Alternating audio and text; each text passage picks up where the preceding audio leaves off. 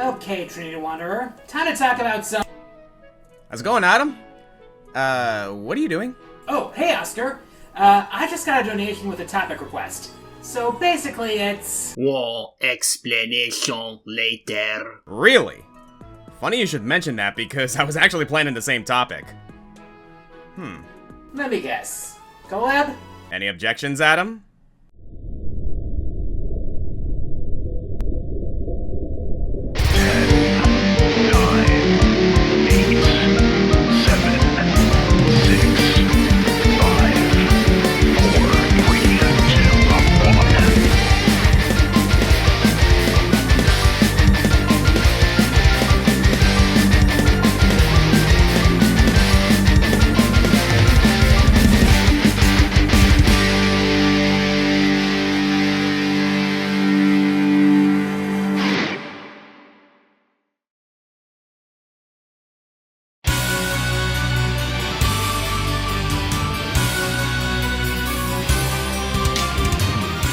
Bienvenidos, fellow bounty hunters and boss rushers, the Green Scorpion here, and no use hiding it now, I brought along a friend.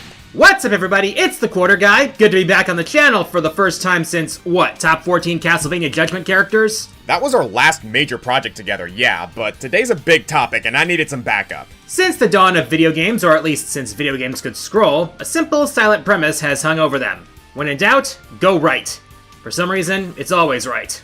Right. Probably related to the fact that most Western cultures read from left to right. That tends to be the order of Osborne visual information, and even for Asian countries that were producing these games that might read right to left, Westernization was already informing how technology was developed. So Mario moves right, Gradius moves right, unless it's an open top-down adventure like Legend of Zelda or... Adventure, we always moved right. Until 1986 with the release of Metroid. As early as the first screen, you can try to go right, but you'll find that you're completely trapped. So instead, you move left, find the morph ball behind some rubble, and now you can use that tool to move right. And so, a subgenre was born. To explain it like you're 5, Metroidvania was named for Metroid and Castlevania, two franchises that often feature this non-linear form of progression. Typically, you're given a large map to explore, broken down into themed areas, each made up of a dozen rooms, and many of these rooms being blocked off by obstacles of locks that you can only pass by obtaining corresponding powers, tools, or, to continue the metaphor, keys. So you crisscross the world finding keys to open locks, growing in both your character's abilities and your understanding of the world's layout until you are the master of all that you survey. Though apparently there are some people who don't like the name Metroidvania. Wait, really? Yeah, that surprised me too, especially because that's what they call it in the Steam store. Apparently it's not exactly good for marketing to people less familiar with those two titles. I guess I can understand that point, so what should we call it then? Well, the term floating around now is search action game? No, I'm just gonna keep calling it Metroidvania if that's all the same to you. Same, honestly. Besides, when you're technically searching for things and there's usually action involved, the progression system allows for many ways to do that action. It can be a shooter like Mega Man or Contra, or more of a platformer like Mario or Sonic. It can emphasize puzzles like Zelda, or boss fights like Dark Souls. What do you do between the locks and keys can vary drastically. So, Oscar, just what kind of criteria are we setting for a good Metroidvania? Well, first of all, we have to try to build a box around the definition. Technically, a lot of games lock progress behind certain tools and powers, or have world design that doubles back on itself. So, is Ocarina of Time a Metroidvania because of the dungeon items? How about Banjo-Kazooie with all the techniques you can learn from bottles? So, to save us the endless semantics, we decided to limit this discussion to 2D side-scrollers. There might be a few contenders left out this way, Metroid Prime comes to mind, but there's already more than enough side-scrollers to require 15 entries. And with these games overlapping into different genres, we'll be ranking how each game feels as a Metroidvania game. How satisfying is it to explore the world? How exciting is each major upgrade? Are we growing stronger, or does it just feel like we're walking in circles until the game says we're done? There's an art to this kind of level design. Secondarily, we'll consider what unique aspects each game brings to the table. If it can blend in a unique mechanic or use its structure to tell a cool story, that's great. But first and foremost is world design and the sense of growth. This is one of my favorite subgenres of action games, and I'm really excited to share this list with someone who's played as many great Metroidvanias as I have. Well, to be fair, the Metroidvanias I've played and the ones Oscar has played have tended to be quite a bit different. How so? Well, apart from the fact that I love both Metroid and Castlevania, the stuff I tend to gravitate towards tends to be a bit more in the classic influence. And of course, there have been games that I've been meaning to play, I just haven't yet. You know how it feels balancing this hobby with a more regular job? That's honestly fair. There are a ton of games out there, many within the Metroidvania genre, and we couldn't possibly have played them all. You'll find that I tend to lean more towards the indie side. That's why we're teaming up here. And we both have a lot to say about all of these games, even if we suffer from the all-too-common gamer ailment known as the curse of the backlog. Ain't that the truth? But trust me, I'm gonna rely on your old-school gaming mindset here because these games tend to appeal to the hard-as-nails electronic explorers. So update your map and keep an eye out for those energy tanks. These are our top 15 Metroidvanias. It's game time!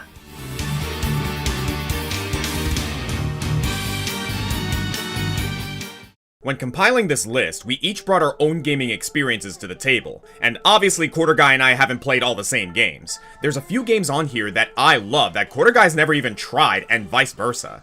Well, more like there's exactly one game on this list that only I've played, and Oscar decided to put it at the very bottom. Happy to contribute, buddy. Sorry. In all seriousness, Yars Rising might not seem like the type of game to draw in some people, but it has just the ingredients to appeal to me specifically. For one thing, it's developed by WayForward. You know, the company responsible for Advance Wars Reboot Camp, Mighty Switch Force, River City Girls, and a certain Genie Girl we'll be talking about later. And like how River City Girls reimagines the world of games like Double Dragon and Kunio-kun, Yars Rising is actually a follow-up to an all-time classic, Yars Revenge. Okay, that's awesome. What's Yars Revenge? Yeah, this is a bit before your time. Hell, it's even before my time. Yars Revenge was a game made by Atari, a landmark single-screen shooter about space bugs. Yeah, Atari's had a real influence on gaming. Yeah, I know. I know! You know. But yeah, it's a lot of space bug swatting, except in Yars Revenge, you're the space bug. The Yar are humanoid fly aliens whose hive was destroyed by the Kotile, so you get revenge by chewing through their energy shields and destroying them with a big old Zorlon cannon. And at what point does this become a Metroidvania? Getting to that, in Yars Rising you play as Emi Kimura, a girl with a strange connection to the starbound insectoids. You're tasked with sneaking around the Kotek Corporation headquarters to uncover information on their shady dealings and prevent a future genocide by insecticide. Seems like the makings of a good story. I can clearly see WayForward's art style with the popping colors and cute character designs. Oh, and that music!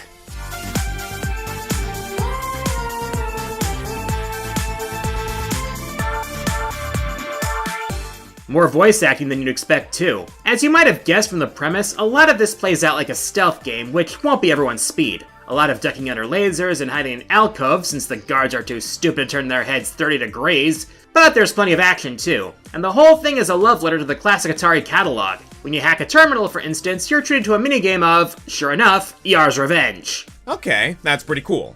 But for a Metroidvania, I also expect some upgrades to the main character. Is it just hacking doors open? Yeah, there's plenty of that, but you can also augment Emi's DNA with Yar abilities, including wall jumps, enhancements to your own personal Zorlon shot, and even the ability to gnaw through force fields like your arthropodic allies. And the Atari love doesn't stop there. Several of the enemies and bosses draw straight from Atari history, including a spider boss inspired by Black Widow, the Missile Commander inspired by, well, Missile Command, and giant centipedes from... Centipede, yeah, I know. I know! You know!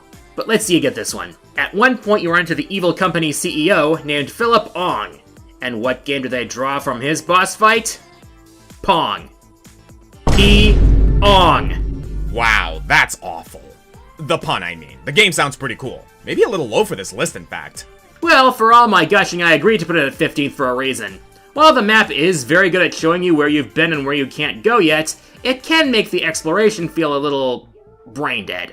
I guess WayForward didn't want to risk players getting lost because backtracking through this game can be kinda painful. Well, to an extent, I think backtracking is just part of the package with Metroidvanias. Getting accustomed to your surroundings and remembering where certain obstacles were so you can come back with the proper gear later. It's really liberating to finally make progress through a brick wall that's been mocking you for hours. I agree, but the map takes away any necessity to remember these places on your own. Your movement speed remains slow throughout the entire game, not helped by the constant need to duck out of sight. And movement between rooms is constantly halted by loading screens that are just a bit too long. No fast travel either, so you either have to walk all the way back or hope there's an elevator nearby, which might make the difference between 5 annoying loading screens or just 2. So, number 15 then? Yeah, I had a great time with this in spite of some technical and budgetary limitations. The loading times are like, say, a glowing force field keeping you from the meat of the game. But if you can grit your teeth and burrow through, there's a juicy prize at the center. Gross, but I get the analogy. Honestly, you had me at bug powers. Yeah, but if I had a nickel for every time a company turned one of their retro games into a Metroidvania with a radically different aesthetic and numerous references to its vintage history, I'd have 2 nickels. Which isn't a lot, but it's weird that it happened twice, I know. I know! You know, I know, I got it. I got the concept. Now let's keep going.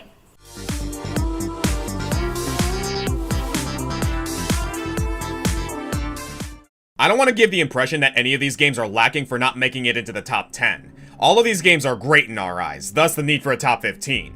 And at 14, we have a game that, through the right lens, might be a perfect fit for a Metroidvania. Prince of Persia is a series that changes its shape and style like a desert in a windstorm. From the original 80s and 90s platformers, to the Sands of Time trilogy, to the 2008 reboot, you could always be sure a new Prince of Persia game was on the horizon. Just not what it would look like. Just a couple years ago, it stumbled out from the dunes again as a Metroidvania with Prince of Persia: The Lost Crown. Which is funny because you don't actually play as the Prince of Persia here. Rather, you play as Sargon, a warrior tasked with rescuing the eponymous royal.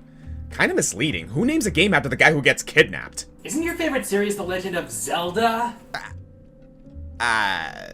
Touche. Anyway, Sargon is a member of the Immortals, basically the Avengers of ancient Iran, all with superhuman strength or speed or subterfuge.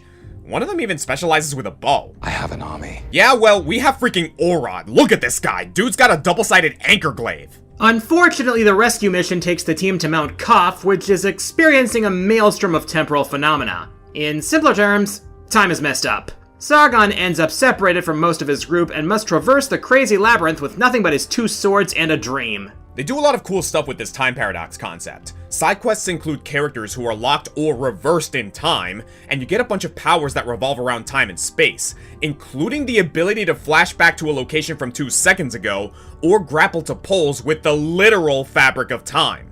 Sargon starts running into other versions of himself, all vying to be the one true canon Sargon, and just look at this level! A fleet of ships frozen in the moment they were ripped apart by a storm, with tidal waves that you can run across and lightning bolts suspended like tree branches. This shit looks sick! The combat leans towards a fighting game complete with guards, parries, and combos. Some of the boss fights play out like a shonen anime, especially when you start butting heads with your fellow immortals. As for traversal, Sargon's abilities allow the devs to make some totally devious platforming challenges for extra collectibles. Seriously, some of these might remind you of the challenges you'd find in Celeste, and considering how challenging that game is, that's saying a lot. Hold on to that Celeste thought, it won't be the last time we mention it. In addition to the rigorous challenge, this whole game is steeped in Middle Eastern mythology that makes me really want to read up more on those legends. I recognize the Simurgh Berg and the Soma trees at least, and I think I just fought King Darius the Great. Never knew he was a frost zombie giant, but then again, this is a weak point in my historical knowledge.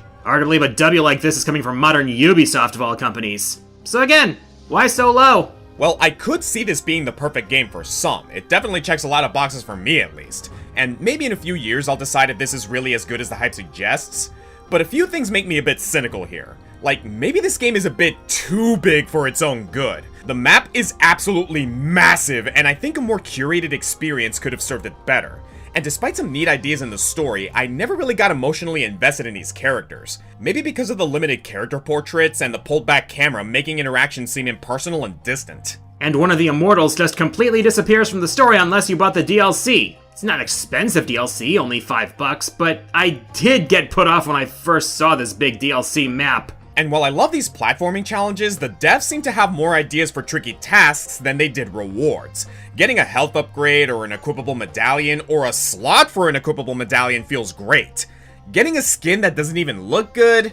Less so. Or the memory shards. This is such a good idea on paper. It lets players take screenshots of the game and pin them to the map so you can remind yourself what's over there. But for some stupid reason, they give you limited markers and you have to find more in treasure chests. Why would you make this great accessibility feature and then lock it behind the game's hardest platforming challenges? For real! At least in Celeste, told you we'd get there, I know that the strawberries are only for bragging rights before I spend 20 minutes trying to grab it. With some of these chests, I never know how useful my prize is gonna be. Am I just doing this for completion's sake? Because if so, this game has way too much to complete. Well, the game was received well, so maybe Ubisoft Montpellier will take what they learned here and give us a second Purgevania. These phases tend to come in threes. Well, I wouldn't mind that, just consider making it shorter. I had a blast with this game, but I don't think I'll be rewinding on it anytime soon.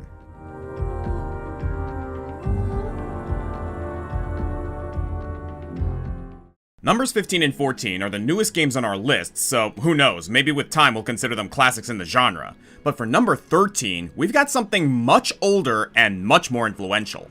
Like how old are we talking here? 8-bit? 16-bit? Not that old. I'm talking about 2012's Dust and Elysian Tale.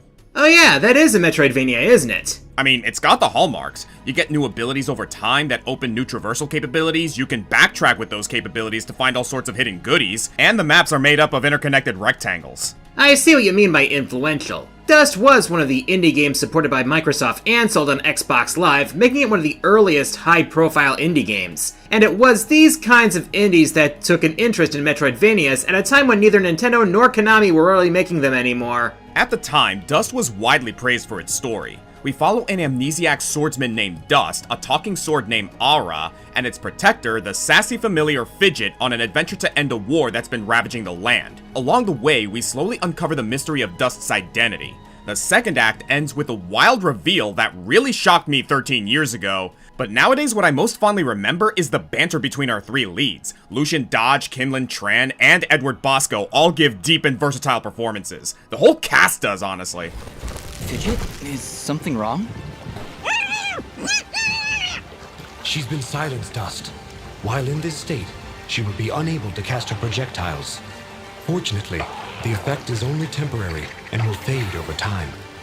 You mean Fidget can't talk now? At all? That's terrible. Really awful.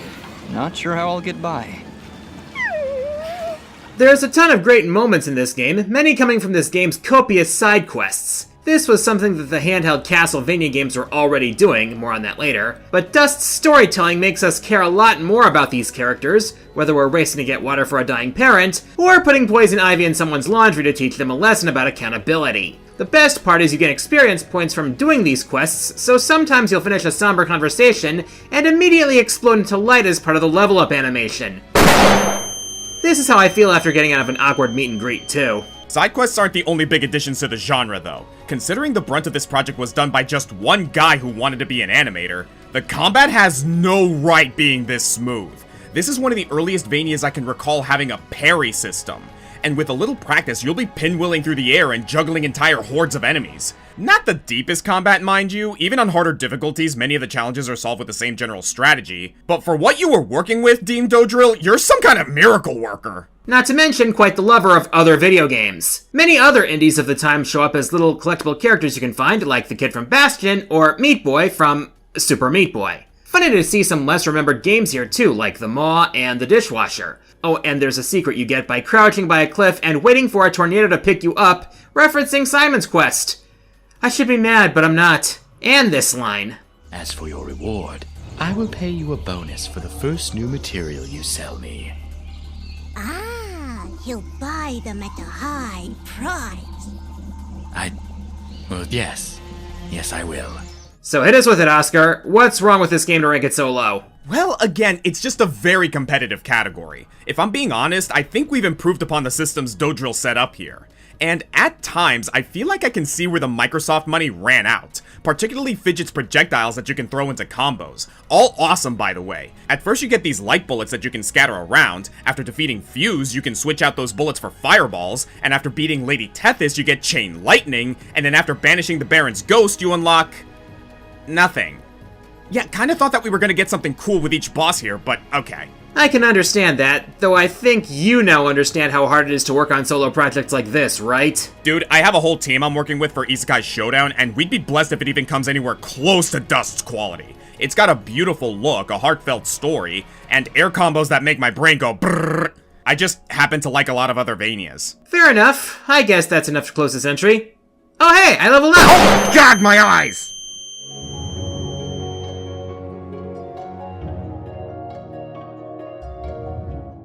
Okay, let's see. Vernal Edge. Okay, I definitely haven't played this one. It's okay, no one has. Vernal Edge comes to us from indie dev Hello Penguin Team, their first game as a matter of fact, and I've been really trying to champion this game. It's a little rough around the edges, but I absolutely love it. This game makes my dick rock hard! And I need more people to try it so they can make another game and improve on what's already here. Yeah, I saw some of your streams about it. It certainly has a unique look to it. Bright colors, light outlines, a steampunk fantasy setting, and a map screen that looks like it's being rendered on a PS1. What's the deal with the Sky Islands, though? Well, the kingdom of Haricot was ravaged by some sort of disaster a few years back, causing the land to break apart and float away, Skies of Arcadia style. Our main character is Vernal, an abrasive girl with a chip on her shoulder trying to find and kill her own father, who, aside from abandoning her as a kid, also has something to do with the same apocalyptic disaster.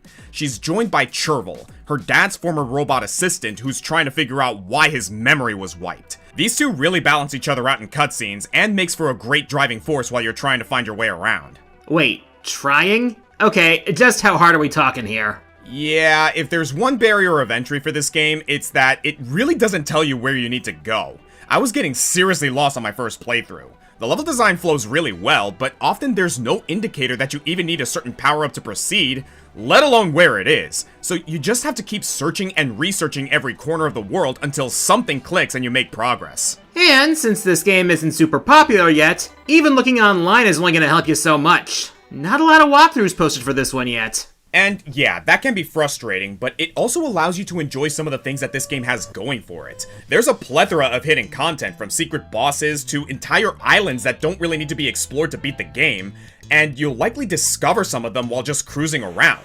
For your first playthrough, you're really incentivized to take your time and breathe in this hauntingly beautiful ruined world, before replaying it for your crazy speedruns if that's what you're into. Yeah, let's talk about speedruns. Technically, you can speedrun any game, but it was titles like Super Metroid that really inspired the community. Metroidvanias really lend themselves to creative playthroughs, with gamers finding the quickest solutions, leading to the tried and true tradition of Metroidvanias, the sequence break! This is where you deviate from the designer's intended path, maybe by getting a key upgrade early or getting somewhere without the upgrade the game supposedly requires. At its best, this can chop off minutes or even hours off your playtime and lead to some challenging and inventive runs. And Vernal Edge is the first game on this list, to my knowledge anyway, really lush with opportunities for sequence breaks. Hell, you might even achieve one accidentally just from getting lost. Vernal has a cool array of traversal abilities like hopping on lanterns and just flinging herself like a trebuchet bolt, but she's also got a ton of spells and sword arts normally intended for combat. With the right combination, you can cheese your way to higher platforms way earlier than the game wants you to. Ooh, that's pretty awesome, but what about using the combat abilities as intended? Thanks for the setup. Yeah, I'm gonna say it, this is one of my favorite combat systems of any of the games on this list. There are so many options for Vernal's kit, and you can tailor them all to your exact playstyle. But whatever you pick, you're gonna have some difficulty. Enemies in this game do not mess around. The game utilizes a Dark Souls-like poise system where enemies don't normally have hit stun, but can be staggered by breaking their guard with enough heavy attacks. You also have this interesting marking ability that allows you to gain meter from follow-up attacks, and that meter can be spent on powerful techniques and healing skills. And that's completely separate from the spells that use their own refreshing MP bar, which includes lasers, power-ups, and my favorite, the time bombs. Vernal Edge has amazing dedication to its combat system. Maybe the Lost Crown comes close. I played that game pretty recently, so I'm still trying to decide how I feel about it. But Vernal Edge clicked with me instantly. That sounds great. I'll have to try it out myself. But Oscar, we do need to move on. What? But I have so much more to praise about this game. I know, but we still have 11 more games to cover. Okay, fair enough, but one more fun fact? Okay, one more. Alright. Vernal can't read. I'm sorry, what? Yeah, it's established early on in the game, and it's pretty funny. Then at one point you get an upgrade, and it's just literacy. And that lets you read some things you couldn't before to make progress? That's really cute, actually. Yep. And then you can also read some of the lore notes across the world, and then there's this letter from Vernal's mom that— Hey, I said one more! One! O-N-E! Gosh, do I have to spell it out on a chalkboard for ya?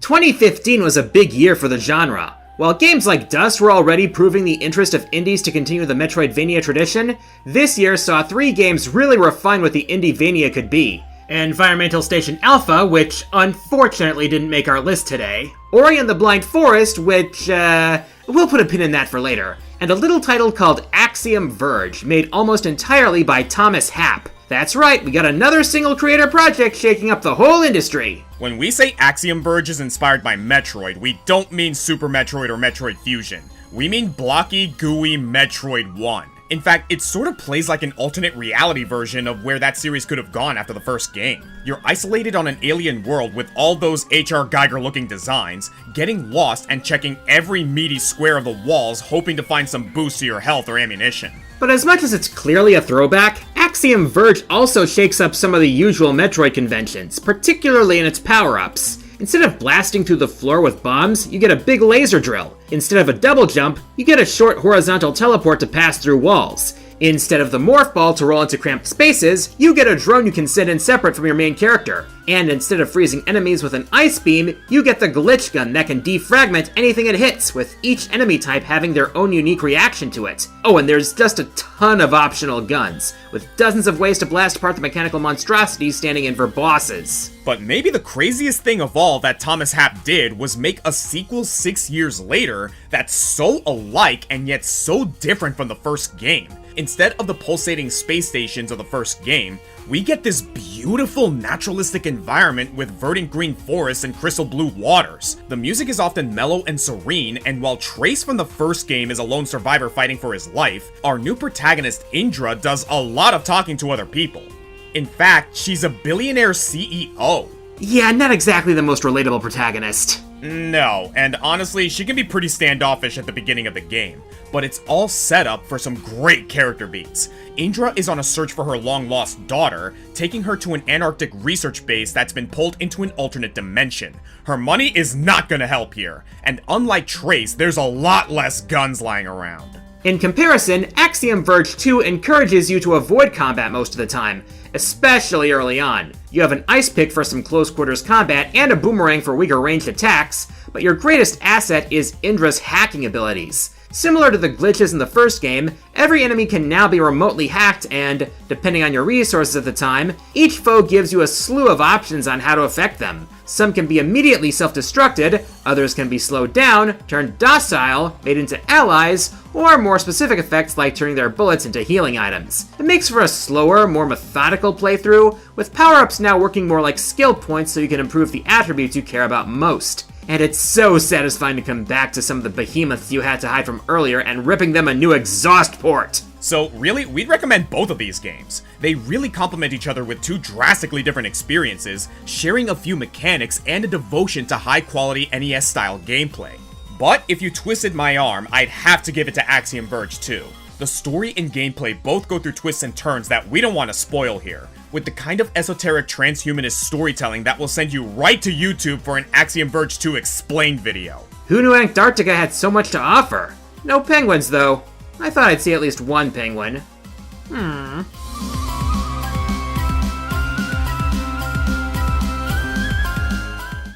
Gatekeeping the top 10, we have one half of this video's namesake, the Castlevania franchise.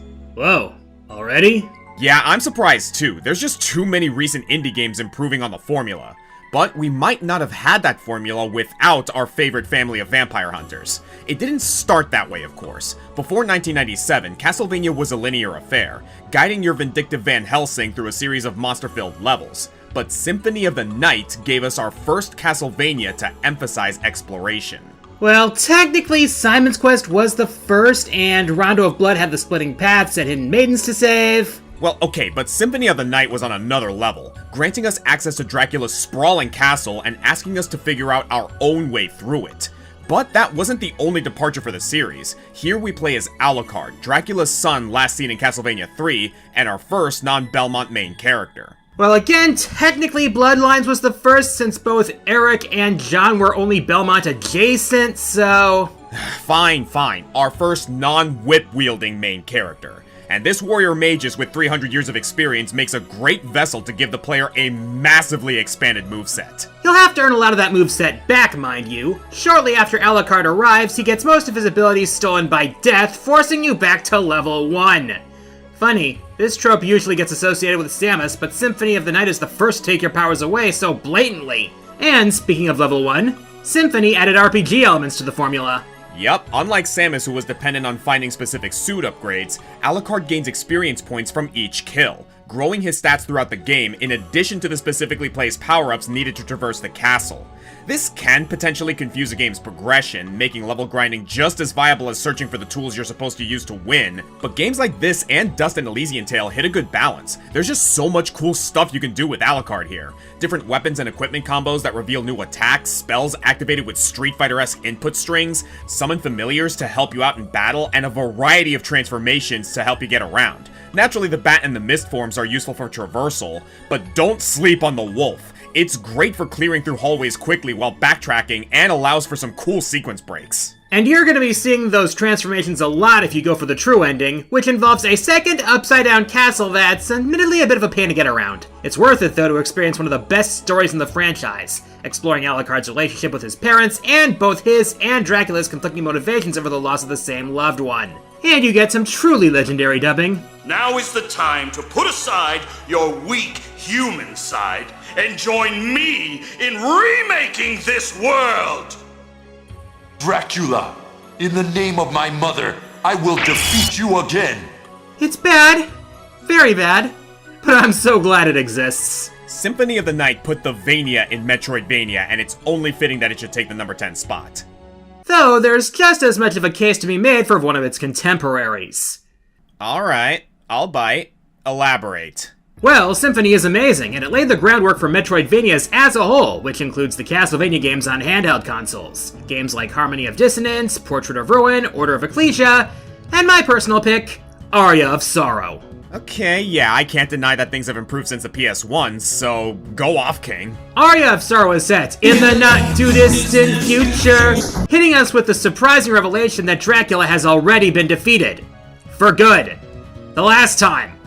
Hopefully. Are you sure about that? But for some reason, which is actually explained, his castle manifests again in an eclipse, and we take control of Soma Cruz, who's just the coolest guy in this series. Why wasn't he in Judgment? Soma has the unique ability to draw powers out of defeated enemies, and combined with a plethora of weapon combination options, he has a move list even more diverse than Alucard's. Speaking of Alucard, Soma crosses paths with several characters with interesting ties to the series' past and the generational battle against the Vampire King, and eventually reveals a secret that's maybe one of the best reveals in series history. Heck, I had this plot point spoiled for me beforehand, and I still found it effective. It's the most I ever felt in a Castlevania, and it plays as great as any game in the franchise. Alright, what about Dawn of Sorrow? The direct sequel is good too. I mean, I'll gladly play more games as Soma, but I don't find the story as strong, the new character designs don't quite stand up to the original oil painting aesthetic, and it shoehorned in some touchscreen gimmicks that make it kind of awkward at times. Still glad it's playable on modern consoles now thanks to the Dominus collection. A very compelling case, Sir Quarter Guy, but I'm not quite ready to concede this spot from Symphony. Then it seems we've reached an impasse. Truce? Truce. We'll call it a draw. Suffice to say, Symphony of the Night was incredibly influential, but so were the almost yearly releases of handheld search-action adventures Konami was releasing in the early aughts, so Aria of Sorrow deserves to share the spotlight. Truly an inspiration for the genre, and a time to be looked back on fondly.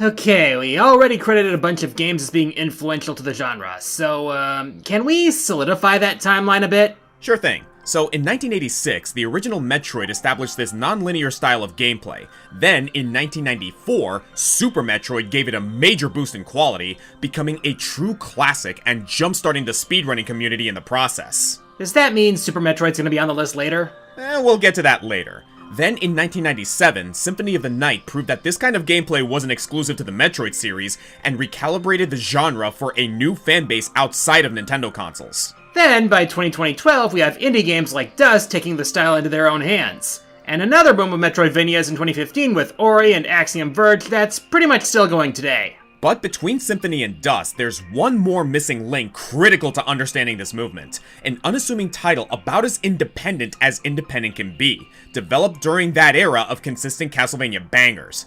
And that little game is Cave Story. This game feels like it was made in a cave. With a box of scraps! Cave Story was a labor of love by Daisuke Amaya, better known as Pixel. He developed the game alone over the course of 5 years, originally releasing as freeware in 2004. But since then, it's received numerous updates and re-releases to the point where it's kinda confusing which version of the game to recommend. You can't really go wrong with any of them. We wouldn't be spending so much time polishing this game if there wasn't such a gleaming gem at its center. In Cave Story, we play as Quote, a robot that wakes up underground on a floating island with no memory and no idea of the greater struggle that's about to unfold. Quote walks into a town of peaceful bunny people called the Amiga, and from there, we're tangled up in a conflict full of scheming scientists, ecological disasters, and lots of death. Not only is this game brutally hard at times, playing like a mix of Mega Man and an old arcade shmup, it's also brutal in terms of emotions. I did not know what I was signing up for. I thought this would be a game about cute bunnies. The bunnies, Oscar! Seriously, there's something strangely haunting about this game's tone. The 16-bit sounds and limited animation can create moments of zany humor or crushing sadness. But most impressive to me is the intangible air of melancholy in between. The music is happy, but also somehow far off, like thinking of a nostalgic memory and knowing you'll never be able to go back to it. And while the difficulty is often uncompromising, there are so many hidden advantages that reward you for exploring old areas, including really powerful weapons that you might never have known about. That's the best and worst thing about Cave Story, actually, because a lot of the side quests and upgrades are missable. And thematically, it works. You'll miss upgrades and be caught pining for what might have been. At least until you restart your whole save file because, damn it, I want those extra abilities! I hope you remember to get the whimsical star, and kill the secret mushroom boss in the graveyard. I also hope you realized you could save Curly Brace from drowning, and I hope you didn't try to save Professor Booster because if you jump after him, he'll die early for some reason, and you'll be stuck with the inferior jetpack. It's rewarding to do it right, but so frustrating to realize you missed something and you'll need every advantage you can get to make it through the endgame. Welcome to hell. And boy, they weren't kidding. Cave Story actually has 3 main endings. You can leave the island early with Kazuma, like a coward. You can beat the standard final boss and call it a day, like an underachiever. Or you can head into the prefab building during the final escape sequence and take on one of the most insidious challenges in all of video games. Not just because it's hard, not just because there's no save points and you have to get through it in one go, not just because there's a secret boss at the end that you'll want to rock out to the Space 3 boss theme to, but you can't afford to not be firing on all cylinders, but because you know that you can give up at any time and get the standard ending just by walking to the left. So, how well did you prepare for this? And how strong is your resolve to see it through? Similar to Dust, Cave Story was a showcase of what indie developers could achieve with enough patience and vision. For all video games to be sure, but more importantly for this discussion, for Metroidvanias. Assuming Konami was always going to stop making Castlevania games and go on a 10-year pachinko bender, I don't know if Metroidvanias would have survived like they did without this little robot. And you can quote me on that. Ugh.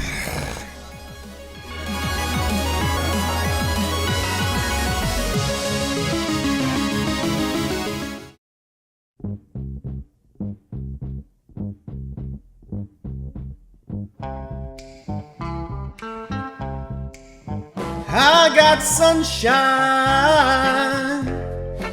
on a desert day. It's always warm outside down at Scuttle Bay. I guess you'd say, what game makes us feel this way? Shantae, Shantae, Shantae, talking about Shantae, Shantae. Yeah, if you spent much time on either of our channels, you'd know that we both have a lot of love for this heroic half-genie. She really is our girl, and she's got 6 games for us to choose from, with a 7th on the way, the 3rd largest of any franchise we're talking about today.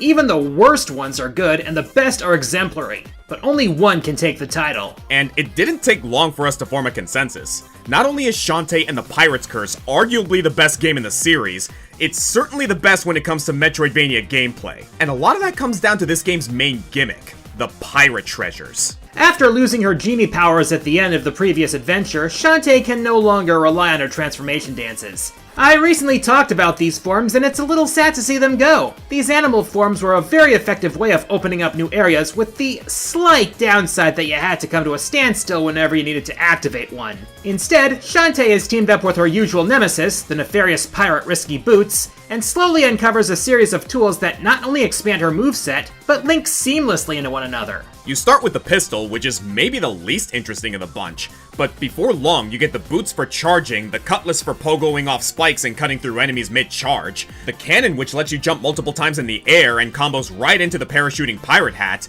Everything is so zippy and immediate, and I love when a Metroidvania can improve on how you move over time. It makes backtracking not just more bearable, but downright cathartic to see how quickly you can breeze back through these islands. Speaking of those islands, let's talk about them. Rather than a single interconnected world, Pirate's Curse separates its levels. I mean, they're islands, what do you expect? Granted, it's a bit of a hit to exploration, knowing there's no organic paths between them. It's not like Super Metroid with its different elevators in and out from Brinstar to Meridia to Norfair. It's closer to Metroid Fusion, with one area functioning as a central hub and a quick warp to the other areas. But like Fusion, each area itself is still a sprawling Vania map, only a bit smaller. By comparison, the next game, Half Genie Hero, made each level much more linear, giving it more of a feeling of a Mega Man X than a true Metroidvania.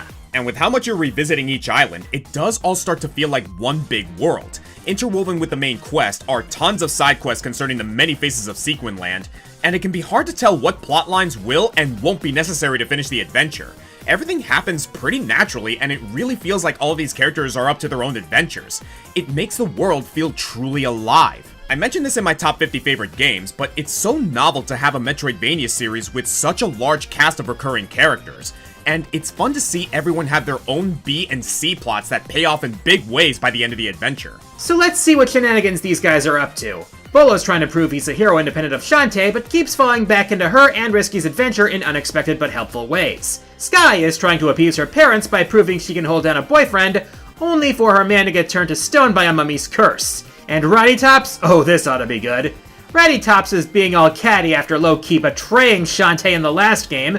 We have to carry her through a haunted forest, then we go to the Island of the Dead and meet the ghost of the pre-zombified human that Roddy Tops used to be, who doesn't share Roddy Tops' memories but has this unspoken connection with her and talks about feeling alone, informing Roddy Tops as a character and her desperation for friendship despite her natural undead aloofness.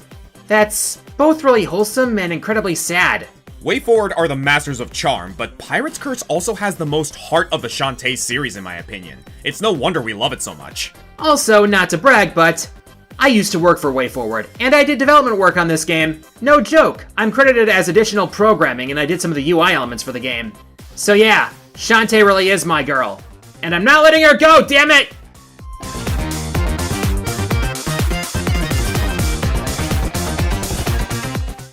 Well, it was nice talking about one of my favorite franchises. Coming up is another game I haven't gotten around to playing yet, but don't worry. I think someone's gonna do enough talking for the both of us on this one. Guacamelee, the game made to cater specifically to my tastes. Hispanic culture, beat-em-up style combat, references to other video games, and if you didn't know, firmly a Metroidvania. From the maps to the hidden items to the slowly expanding moveset, this is a search action game through and through. Yeah, I remember. You gushed about this game on your top 50 till the Poyos came home.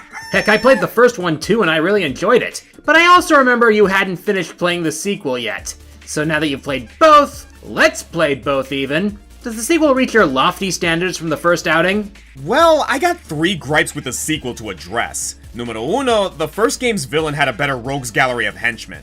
This game has its own assortment of cronies, but only White Beck gets any development. The others are only around for a single boss fight, which is fine for the one who's kind of there as a joke, but El Muñeco just seems like a dropped plotline. Especially notable when a returning boss from the last game steals their spotlight for one of the best fights. Numero dos, the endings. Like in the first game, there's a bittersweet ending as standard, or a best ending if you went out of your way to collect certain treasures. This game does the same thing, except what happens in the 2 endings is sort of the same. I mean, it's kind of a bummer for Juan in the bad ending, but it turns out alright in the end. Kinda undercuts the motivation to get the good ending. And numero tres, they changed the name of the Ford special attack! You mean the dash in? Don't say it, it's too painful. Those bastards! I know, it's unforgivable, but despite the clear downgrade, Guacamelee 2 is improved in all the most important places, and holds the same quality everywhere else. You got the same gorgeous art style. The characters look straight out of the Book of Life or El Tigre with highly saturated colors that really pop. The backgrounds are still adorned with posters for other luchadores, referencing other video games and memes that were kinda fresh in 2018. Most of your moves from the last game return, and they even widen the enemy shield so it's easier to tell what their weaknesses are if you're, say, colorblind. Yeah, still having trouble with that, but what matters most here is the gameplay, and it's even better here than in the first game, so I gotta give it to Guacamelee 2. Now, maybe Lost Crown and Vernal Edge have a cleaner combat system, especially if you're into parries and counters, but Guacamelee takes on a more Dust style of crazy juggles, knocking guys into other guys while your combo counter goes up and you just never really want it to go back down.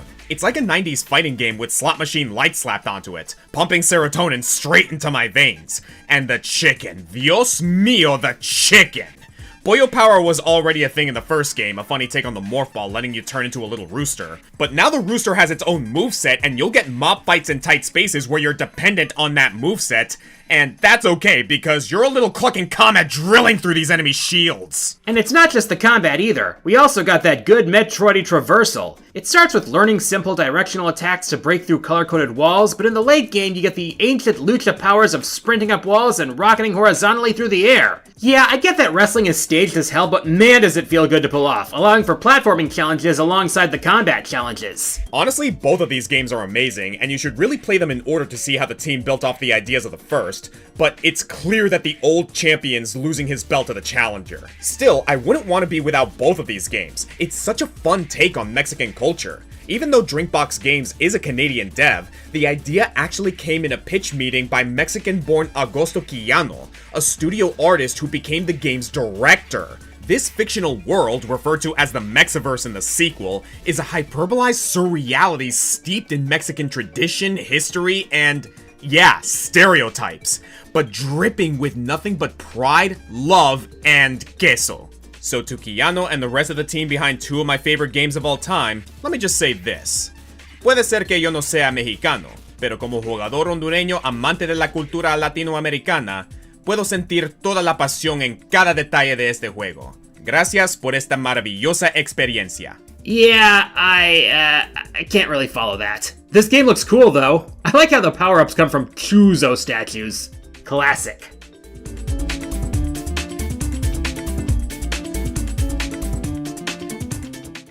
Now that the Mexiverse has been saved, let's move about 3,000 miles south to Brazil, home of Long Hat Studios, and the next game on our list, DnDearest.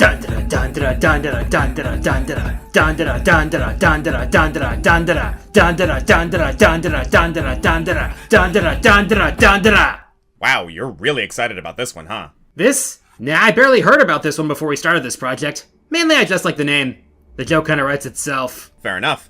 DnDearest is a 2018 Metroidvania with a unique gimmick. Looking at these screens, you can probably already sense what's so different about it. Gravity? Gravity. Or more specifically, the lack thereof.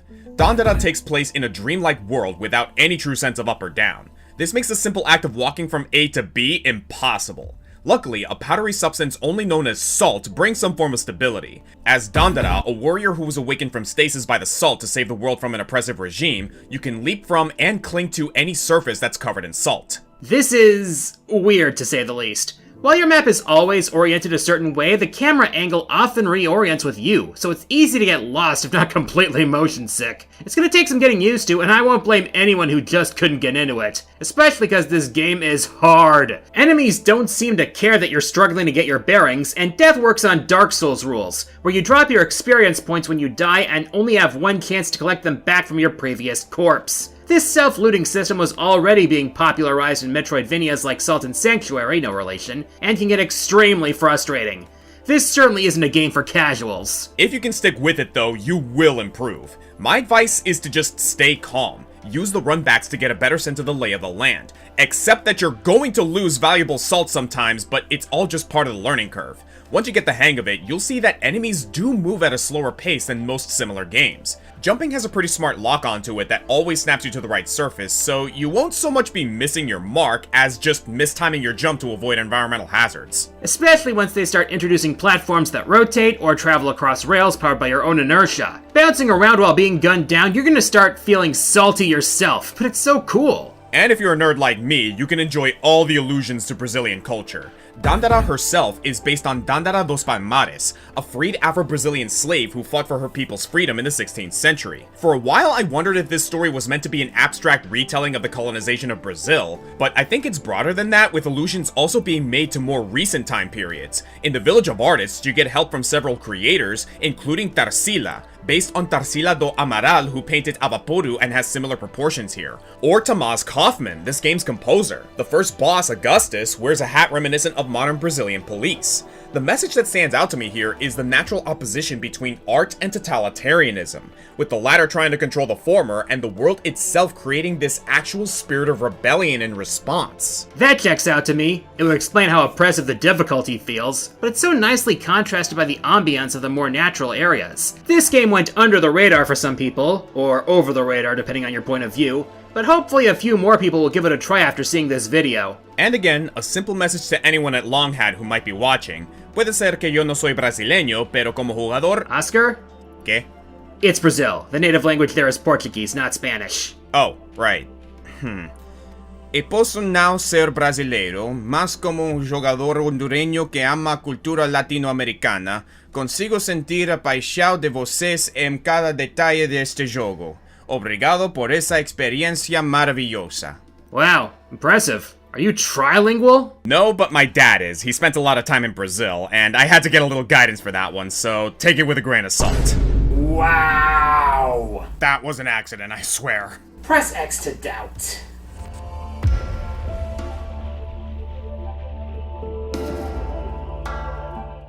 I said we would talk about Ori and the Blind Forest later. Well, now that it's later, let's talk about Ori and the Blind Forest. In 2015, Microsoft decided to throw a lot of money behind the indie dev Moon Studios, and it shows. Combining tight gameplay with deceptively powerful graphics, fully orchestrated music, and a distressingly sad opening that would be right at home in an early Pixar film, Blind Forest was extremely successful and became the catalyst for another wave of indie Metroidvanias, and it would be easily deserving of a spot here.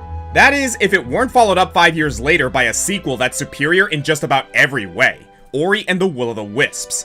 Blind Forest is still worth your time, don't get me wrong, but unlike Axiom Verge or the Guacamelee games, it wasn't at all hard to decide which game to put here. We play as Ori, a tiny light spirit that kinda looks like an extra shiny Espeon. Honestly, I was thinking Ruby Carbuncle. In the first game, you save a forest region on the brink of falling into darkness, but in Will-o'-the-Wisps, we travel to a region that didn't have a little light spirit to save them and fell into desolation long ago. Still, we have to save our baby owl friend, and we might as well restore balance to the forest while we're here. The first thing that jumps to mind when I think of this game is its incredibly flowy movement. Ori is somehow both incredibly acrobatic and believably weighty at the same time, and I think that's assisted by the environmental design.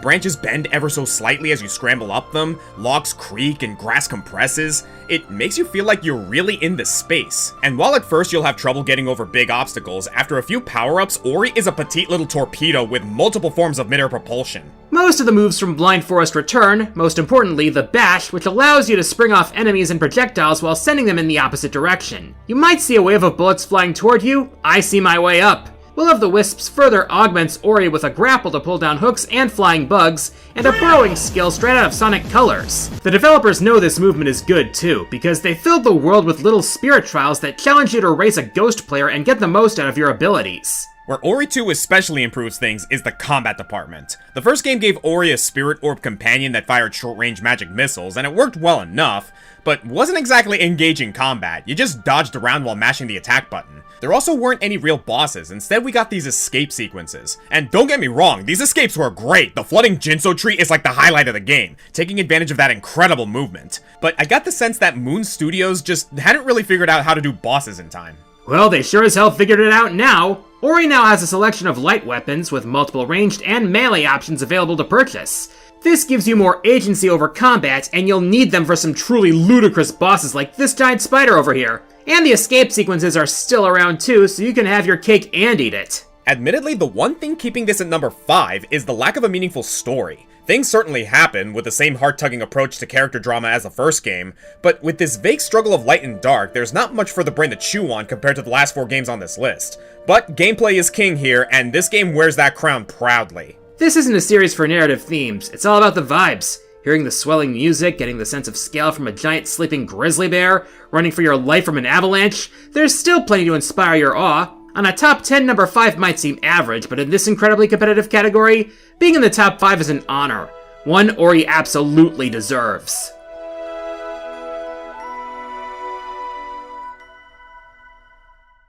At number 4, we have the big question.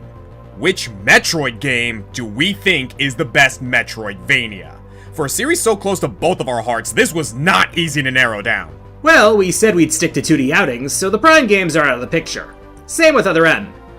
Try to contain your disappointment. Metroid 1 started it all, but influence over the genre isn't enough if the game is this hard to go back to, so the original is out, as well as Metroid 2 on the Game Boy. Both of these games have enjoyable remakes though that let you experience those chapters of Samus's life in better quality.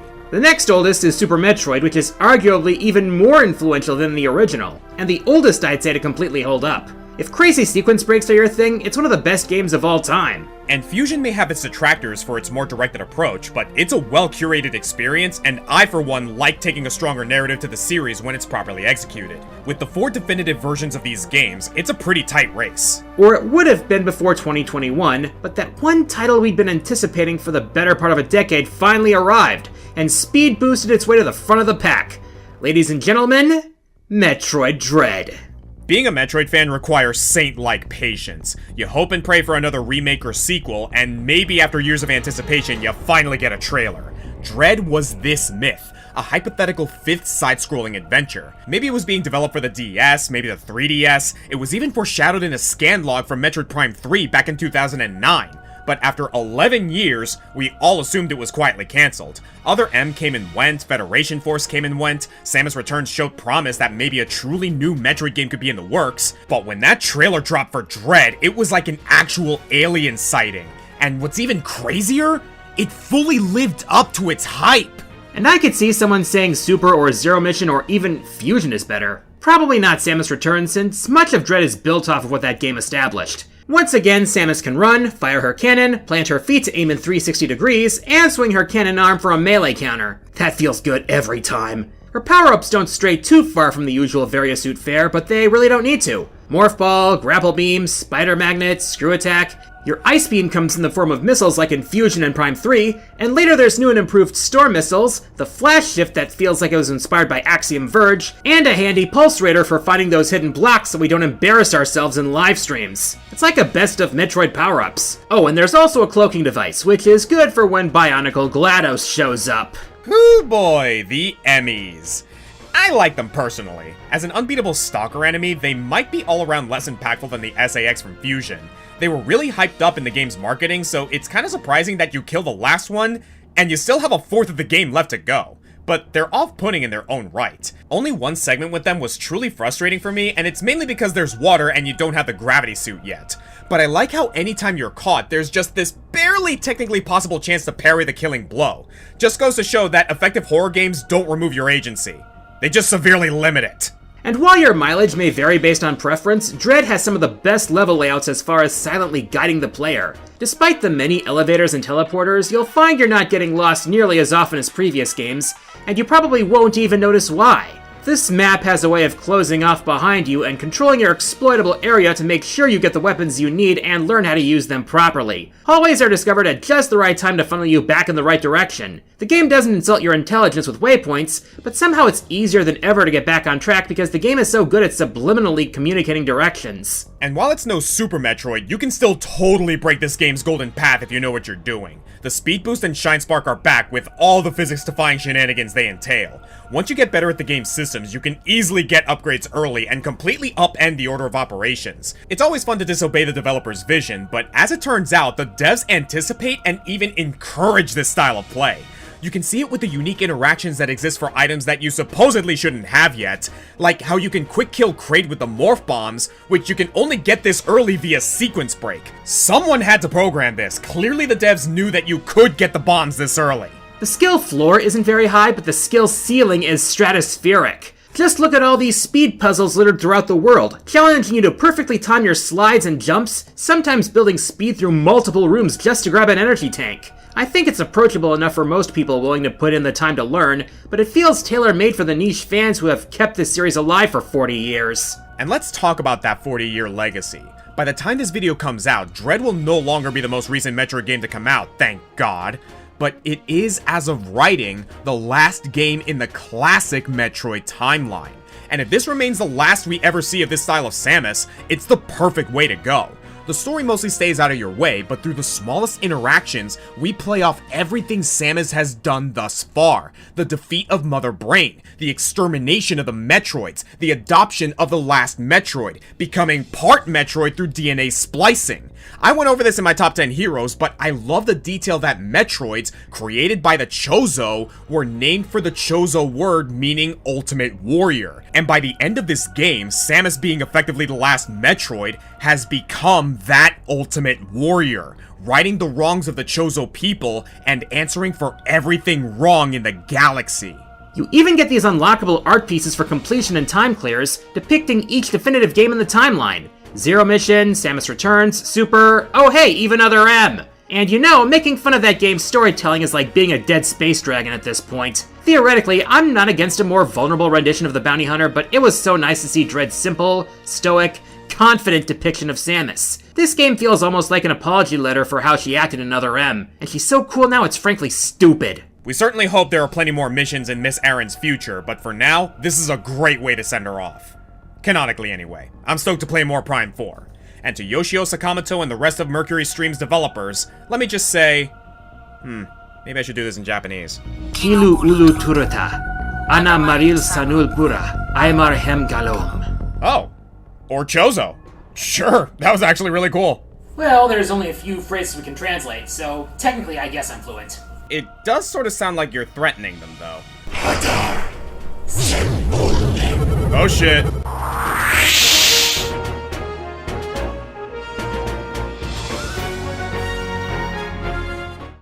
About 2 years ago, jeez, it's been 2 years already? Sheesh. I released a video called Top 10 Video Game Ninja. At number 2, we had the nameless hero of the Messenger, who I praise for his incredible acrobatics, use of traditional shinobi tools, and a mission of message delivery very authentic to the historic profession. But his greatest feat of ninja trickery is the fact that, under the guise of being a less frustrating Ninja Gaiden, the Messenger manages to sneak in a Metroidvania right under our noses. For the first half of the game, you're tasked with carrying a sacred scroll across the continent in a series of linear levels, and these levels feel great. Your central mechanic is the Cloud Step. If you can hit an enemy with your sword in midair, you refresh your jump and can leap again before touching the ground. This also works on lanterns and eventually enemy projectiles, and as you progress, you're slowly given more tools dedicated to keeping you off the ground as long as possible. A claw for scaling up walls, a squirrel suit for gliding, a rope dart for flinging yourself ahead, all of this on top of a skill tree you can buy into at the shop. If this was all the Messenger was, it'd still be perfect. But just when you think you've reached the end of your journey, the mysterious shopkeeper does the thing, and you're flung into the future, upgrading the graphics and soundtrack into sweet Genesis-style 16-bit. And you get a cool hat. Not only can you now shift back and forth in time, you can shift back and forth in space.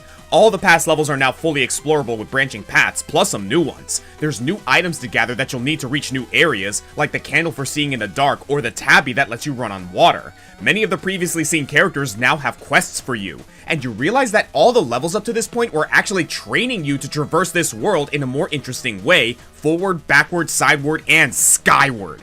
And don't feel too bad if this was a spoiler for you. The gimmick was all over the game's marketing. The game even calls it out itself. Every time you visit the shop, you meet up with one of the most amazing shopkeepers in video game history. He's full of fourth wall breaks, surprisingly deep dialogue. If you talk to him near the end of the first half, you can tell him how your journey's almost at an end. And he responds, "You didn't see the game's trailer, did you?" Yeah, this guy's a riot. Really wish I knew about him back when I did Top 10 Shopkeepers. The whole game has this amazing sense of humor, in fact. Shout out to my man Quarble, this little demon who acts as a lampshade for your infinite lives. The messenger has a sort of reverse Dark Souls death system. Instead of losing all of your money outright, Quarble will bill you for each respawn and eat up all the money you collect until he's paid off. Somehow that's less frustrating than having it all taken out of your pocket outright. And you essentially get free respawns against bosses, since every time you enter a boss arena, Quarble gets scared by the enemy and flies away. Really wish that worked for my taxes. I'd gladly fight an Autumn Leaf Beast as a charitable expense. In a list full of games with amazing bosses, the Messenger might seem a bit average, but what's amazing is that these are essentially retro-hard Ninja Gaiden bosses. They just don't feel as hard because the game has been training you for them. Since all the levels require the cloud step to move forward, you've actually been improving your midair precision and learning how to get your strikes in safely. It feels more fair than a Ninja Gaiden game because the challenge is introduced gradually rather than just dropping a brick wall in front of you and expecting you to climb it, and it helps that the controls are smooth and the frame rate is stable. I honestly agree with what Quarter Guy said before. The Messenger is near perfect as far as I'm concerned. It could make a claim for number 1 if it really wanted to. We held it back because for the first several hours, it doesn't feel like you're playing a Metroidvania, but that reveal is part of what makes this game so magical.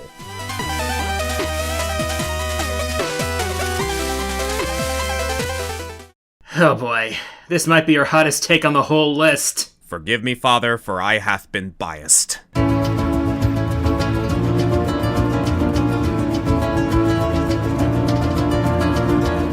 This isn't exactly a confession, Oscar. We all know you like the Blasphemous games, and while they won't exactly appeal to everyone, giving Blasphemous 2 the number 2 spot is only a little crazy. Actually, I was thinking of going with Blasphemous 1. What heresy is this? Hey, don't tie me to the burning stake just yet. I have my reasons. By now I'll likely have finished Blasphemous 2 on my channel, and while I like it plenty, I think there's a purity to the first game that I like just a little bit more. I can appreciate that, actually. I'm following your lead on this one, though, since I've never subjected myself to this much torture, both visually and, what kind of word are we looking for here? Oh, here. Ludically. I'm gonna need that thesaurus back. It's heavier than I thought. Blasphemous comes to us from the Game Kitchen, a Spanish developer. Specifically, the devs are located in Seville, a city entrenched in some long-standing religious traditions. These include Holy Week leading up to Easter, which features a parade of penance with robes dating back to the Roman Catholic Church, meant to mark heretics and point people's attention up to the heavens. These garments inspired the developers to make a game steeped in heightened Catholic mythological iconography, though taking place in a fictional parallel rather than the actual Europe. That's both silly and unsettling. In the Kingdom of Custodia, you know we're in ancient times because the U's are replaced with V's, we play as the Penitent One, navigating a countryside racked with curse and plague. These come from the Miracle, an unexplained blight from above that turned many people into monsters and inspired those left over to worship through self-punishment. The people you meet here are gnarly and mutilated, many priding themselves on how much they've suffered as a sign of their devotion. It's your mission to reach the cradle of the first miracle, located atop a mountain of ash in the Holy Mother's Church, but in order to enter, you must first travel the land and collect 3 humiliations. That is the most Catholic-sounding thing I've ever heard in my life. Yeah, and though it's clear that the writers have concerns about following these kinds of harmful traditions in pursuit of blind worship, there's a kind of horrific beauty to it all. Yeah, this is another high bar for pixel art. The colors, the designs, the backgrounds. The graphics artists work with pixels the way others work with paint. Specifically, they draw from Spanish paintings from the 1400s to the 1800s. Art buffs can find a lot of references to painters like Francisco de Zurbarán here. As for the story, like DnDearest or many Souls-like games, you have to glean things about the lore through item descriptions and environmental details to fully appreciate what's happening around here. That's not going to be everyone's cup of communion wine, but it makes sense for a non-linear game to take a non-linear approach to storytelling. Even if you don't fully know what it means, squaring off with Crisanta on the battlements feels especially significant. Now, a common denominator with our top Vanias has been, at most, evolution of movement throughout the game. Running up walls as Juan, bash jumping as Ori, cloud stepping as the Messenger, these games use movement to show the growth of your character. Blasphemous? Not so much. The Penitent One is pretty for a 6'4" slab of iron, but right out of the pearly gate, the game shows that its real priority is combat. hitting you with your first boss in the first 2 minutes. Aside from the ability to see hidden platforms, your movement won't expand much, and for the most part, the game doesn't really hit you with any difficult platforming, Graveyard of the Peaks notwithstanding. This was a really cruel area to put at the beginning of the game. The difficulty of traversal comes more from enemy placements, closer to a Castlevania title, and your improved navigation comes as you break open shortcuts and find portals to warp between. On the more violent side of things, there's a wealth of options to unlock, including relics, buffs from your rosary beads, prayers that work like super attacks, and upgrades to your sword, the Mea Culpa. And as much as this game is about torture, it's actually friendlier than it lets on.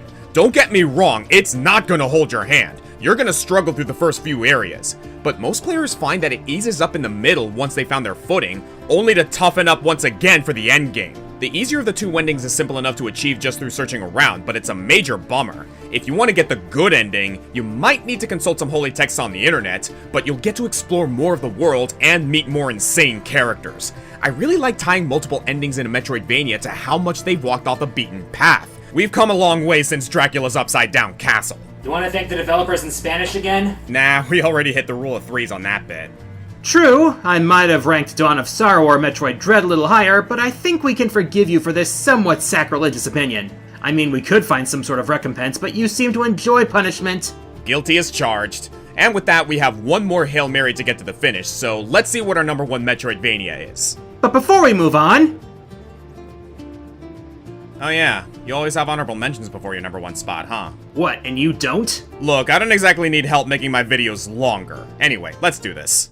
Shadow Labyrinth. Namco Bandai bravely asks the question, what if Pac-Man was a gritty Metroidvania? It can be a bit punishing at times, but I enjoy it for the concept alone. And the fact that it's in the UGSF timeline, making it canon with Galaxian, Xevious, and Dig Dug. Bloodstained, Ritual of the Night. A faithful spiritual sequel to Symphony of the Night, and it does a great job emulating the style with some surprises all its own. But to me, it still doesn't stand above its forebears. Solid number 16 for me at least. Guns of Fury! Come for the Metal Slug-inspired pixel art, stay for the Metal Slug-inspired gameplay. At least until the backtracking gets too repetitive. Momodora Reverie Under the Moonlight. Looks great, plays great, hard as nails, and I wish it was longer. Vernal Edge is kind of the better version of this to me. Outland. I don't know if the exploration in this counts as Metroidvania per se, but it's Ikaruga as a side-scroller, and that's awesome! Song of the Deep. I might not have liked this one as much if I didn't play it with Amber, and she might not have liked it as much if it wasn't nautically themed. But both of those statements are true, so it's pretty airtight. Also, see Aquaria. Strider 2014, a reboot of one of Capcom's arcade classics as a stylish Metroidvania. Double Helix really did their homework on this one. Shame they're not around anymore. Pretty much any Metroid or Castlevania game. They are the namesakes of the genre after all, so it stands to reason that both libraries have such a great selection overall. Mega Man ZX and ZX Advent. It's a Mega Man Metroidvania. What's not to love? Except maybe the map in the first one. Iconoclasts. This is an amazing game with a really interesting story that just happens to be a Metroidvania. ComicFoil really likes this one, but we agree that it doesn't have the interesting power-ups or sense of growth needed to excel on this list. Kirby and the Amazing Mirror. It's a Kirby Metroidvania. And yes, this counts. I will die on this hill. And finally, Dead Cells. One of my favorite roguelikes, but given that, the things I love about it aren't really the Metroidvania elements. But you know I love it. Leave me alone, North.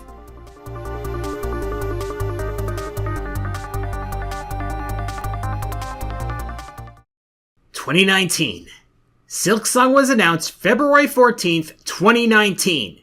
Then we heard nothing for 6 years. The game is a total ghost. And as soon as Oscar and I start working on a list about Metroidvania games, that's when you decide to come out? No, it's fine. It's fine. It doesn't bother me. It doesn't bother me. It bothers me. It bothers me a lot. By process of elimination, I'm sure you've guessed that the number one spot would star a little bug of one type or another. It was just a matter of which one. Now, I want to tread carefully when I say this. Silksong is fantastic. Many fans are disappointed by just how brutal it is. Team Cherry clearly expects a lot from its fans, and maybe they overtuned it a bit. Personally, it's hitting the perfect sweet spot for me. But I'm still mulling over my more detailed thoughts on it, and the original had nearly a decade to nest in my mind, plus a bunch of free DLC. So for our top Metroidvania of all time, we present the one, and up until recently only, Hollow Knight. When something becomes popular, there's usually a reason behind it. Maybe it just hit at just the right time, maybe it harnessed an untapped market, maybe it's just the most mainstream version of something people didn't know they wanted. Or maybe it's just really, really good. Hollow Knight is really freaking good, in a few obvious ways and a ton of really subtle, easy to overlook ways. Take, for example, the world design. Take everything we said about Metroid Dread's maps and plant it here. It's incredible how intuitive it is to explore this place. Your paths through the levels naturally loop back around to where you need to go, and if there's an ability you need to learn how to use, the game will close the path behind you and narrow your explorable space until you can find and learn how to use it. But at the same time, it's extremely open. There's often a choice on which area you want to tackle first, and until you go for the better ending, you won't find yourself roadblocked by confusing terrain, only by the challenge inherent to the game. And yes, you can sequence break. Our main character is there a canon name for him? Because he's not actually the Hollow Knight. To be honest, I'm not entirely sure. He's referred to as a lot of things by the community: the Wanderer, the Knight, the Vessel. At one point, Hornet refers to him as Little Ghost. Don't you call him that too? Let's go with that. Little Ghost it is. Proceed. Little Ghost begins with a pretty basic moveset, including a downward slash that, once you hit something in the air, pogos you ever so slightly upward. It works on enemies and on certain harmful hazards like spikes. The early game doesn't require you to master this, but if you can get the hang of it, you won't have much trouble getting to certain areas early. And the game is flexible enough to let you proceed that way. Not to mention that I find this world and its areas a lot more memorable than Metroid Dread's. Admittedly, I never commit those zones' names to memory, and I still think of them as Ice Zone, Jungle Zone, etc.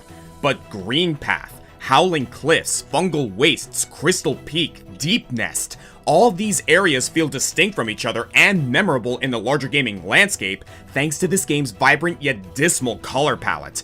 Not to mention the world building. You know how it's always raining in the City of Tears even though it's underground? Well, how long did it take you to realize that it's because it's under the Blue Lake? The hand-drawn characters are all either endearing or revolting, but either way, striking. And speaking of striking, this simple slash attack. It's hard to explain, but something about the number of frames in that little flick. It's such a small attack before you increase the nail's range, but it comes out so quick that it's easy to sneak in attacks against enemies. However, they don't chain together, you're not Meta Knight after all, so you also have to learn how to get out after you get in. And that pogo move is fun, and players are going to try it out because it's fun. It turns jumping over enemies into an extra attack. But what they might not know is the game is training them to find their opening and sneak in damage. Combat in general is very scrappy. The soul system may not be unique to Hollow Knight, but it's perfectly implemented here. Hitting enemies gathers soul, which you can then use to heal yourself in a pinch, or perform other techniques that you learn throughout the game. So it pays to be aggressive because turtling will leave you no way to recover. Healing also takes a moment. The best time to do it is after you've staggered an enemy for a few seconds, but that's also when you could be doing some damage and gaining more soul. Or maybe you'll go risky and spend that soul on spells. If you can learn a boss's pattern, you can find a window to heal up in the middle of their attacks, and when you pull it off, it feels like you just got away with murder. And then you murder them. And let's talk about those bosses, because they're a masterclass in mechanical design. Right from the get-go, the False Knight is perfect for your first big encounter. It's big and imposing, seeing the squishy larva within the armor communicates when it's most vulnerable, and there's smart programming, like the fact that it won't do its big overhead attack in a situation where you don't have the room to avoid it. That's nice of the game to be that fair, because we know they can be bullshit when they want to be, even in the later extra version of this boss that eliminates this safety feature. So many other battles come to mind: the exuberance of the Dung Defender, the unnerving terror of Nosk, the rivalry with Hornet, the reactive trial of the Mantis Lords, the test of endurance with the Watcher Knights, the hectic scramble of the Soul Master, and the story implications of the Broken Vessel. This would be an impressive roster for a game that was all about its bosses, but Hollow Knight challenges you just as much on platforming in the White Palace, and clearing enemies in the Colosseum of Fools. I can't express how easily praise for this game just flows onto the page while writing this, but if I can centralize it into one more compliment, this game has an infectious charm to it. It's not exactly dialogue heavy, but it's full of characters that are on their own journeys crossing your path. Like Shantae, this world feels incredibly lived in despite its desolation. I will always remember the bank falling over like a cardboard cutout, the Crystal Guardian asleep in the bench that you want to use, rescuing Zot's useless ass, the sense of relief that washes over you when you hear Cornifer's humming in the middle of nowhere, and passing through the forgotten crossroads over and over, only for it to suddenly be infested with parasites one day. Oh my god, I thought I had all the time in the world, but this place is dying. Plus, we got 2 excellent DLCs for absolutely free. The Grim Troop adds a bunch of new trinkets and an all-time excellent boss, and got home... Yeah, if there's one complaint I could possibly levy against this game, it's probably God Home. Not the DLC itself, it's fantastic, but the devs had the audacity to hide an extra ending behind one of the most brutal gauntlets in video game history. It's not even a better ending, honestly. I don't have to do it.